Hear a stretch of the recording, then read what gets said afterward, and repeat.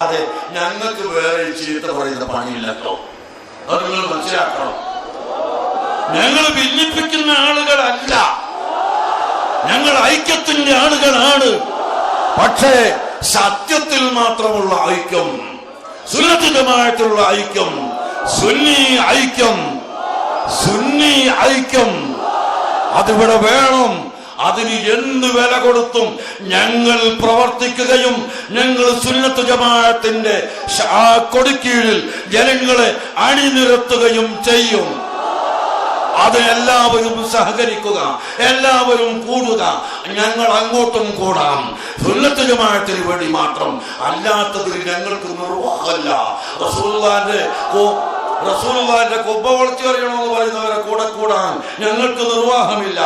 റസൂലുള്ളാഹിന്റെ ബദൽ പറയുന്ന ആളുകൾ അത് തെറ്റിപ്പോയി എന്ന് പറയുന്നവരെ കൂടെ ചെല്ലാൻ ഞങ്ങൾക്ക് വഴിയില്ല.